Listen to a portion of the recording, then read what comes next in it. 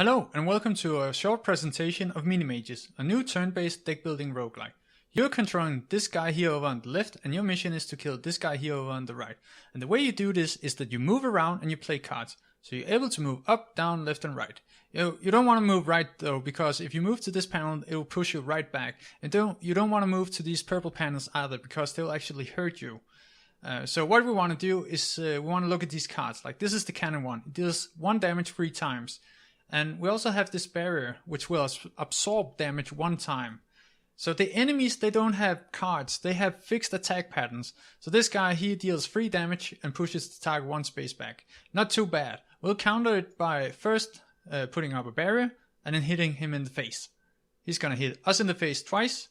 Why twice? You have 2 action points. It costs 1 action to move and to play cards. And the same goes for him. We're gonna kill him. Bam, bam, bam. And 1 more. Bam, bam, bam. Blah. And we get a new hand. This is the loot window. You can either pick food and health or any cards dropped by your opponents. Like this is the push one. It's basically the same as the attack he used. We lost some health. I think we're going to get some health. And then we're going to travel. And these are the encounters you get to choose from. And you can kind of get a preview. I think I'm going to go with this one. Yes, so this is basically the game. Like you have this hand and these cards you can draw. So you want to build up a strong deck by removing weak cards and adding strong ones. I'm going to go through a few more encounters to sort of give you a better idea of what to expect from this game.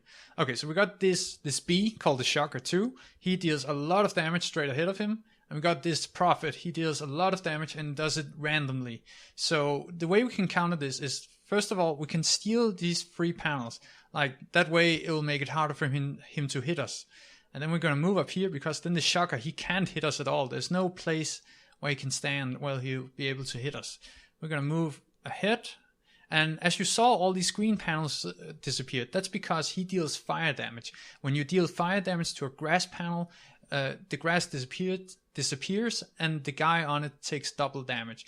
Too bad for him, he's also standing on a grass panel and we have a fire bomb, so he's going down. Bam! Blah! He's dead. And the bee, he gets in position, and unfortunately for him, this is a rock. It just stands there and kind of blocks me. It blocked me from killing the Prophet, at least with some attacks it would. And it will block him from dealing damage to our face. So we're going to take advantage of that and summon our own rock. I'm going to use the firebomb. The firebomb, you have to pretend it's thrown, like thrown over these 2 spaces. Bam, bam, bam, bam, bam, bam, blah, blah. My turn. 2 firebombs straight to the face. We get a new hand, and we get to pick some loot. This time I think I'll actually go with the meteors. As you can see, when you pick a card, it's added directly to your hand, so you get to reap the benefits immediately for the next encounter. We're going to the shop. Like the shop, it's like the loot window, except you pay food for your choices. But your choices are so much better. They are special cards and power-ups. Like power-ups, they are passive upgrades. We're going to go with the Mass Confusion card. And then we're going to travel to the same encounter as before. I just want to show a bit different way you could tackle this. Like you see, let's discuss conditions. This one causes poison +2. So we'll deal 3 damage and give him 2 poison. At the beginning of his turn, he'll take 2 poison damage. Unfortunately, it's not enough to kill him, but it will be when we add 4 more. Bam! And he dies. Like all conditions stack. And this guy, he just runs amok. Okay, so as I said, he's hiding behind this rock, and I would actually have to spend an action just to move. So what I'm going to do is I'm going to make him move by making him confused. Confused will cause him to move at random at the beginning of his turn. And just for fun, I'm going to steal all his panels. Yes, as you saw. Like, to him it doesn't matter where he stands when he's hitting you, but it will matter when I want to hit him. So I want to hit him with the meteors. I know I could just kill him with the cannons, but I'm kind of a sadist that way. I'm going to steal some more panels, make it easier for meteors to hit, and bam! And he didn't even die. That's just miserable. And he moves away. That's even worse.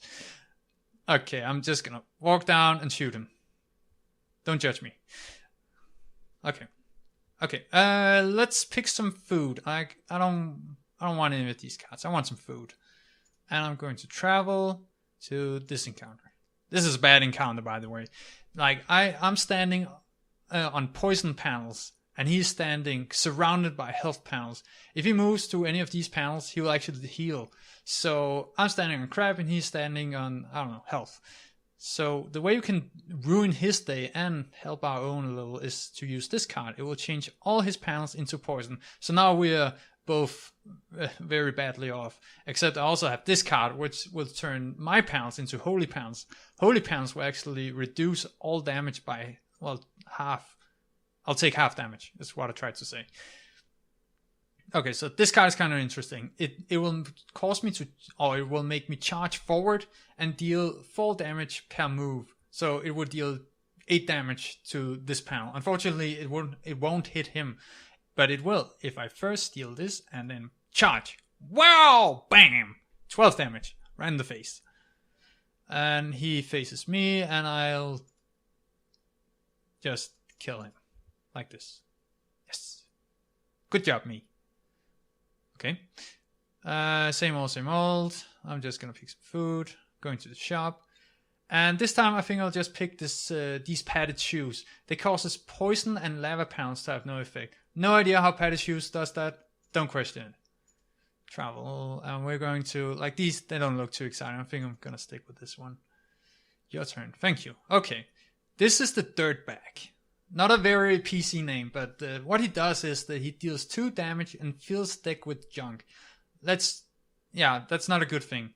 But fortunately, we have these trash cards. And what trash cards do is that they destroy the top card in the discard pile, and then they destroy this card as well. So I can only use them once they're in my deck. Let's assume I don't want this cannon one. It sucks. I want to get rid of it. Bam, bam. Okay, another cannon one was hiding below it, so we're just going to destroy that one too. Let's see. Yeah. So we just got rid of 2 cannon cards. Unfortunately, he thinks he found it fitting to just fill my hand up with junk, which has no effect. Like, I can use them, but they do nothing. And he won't stop. He'll just fill my hand with junk.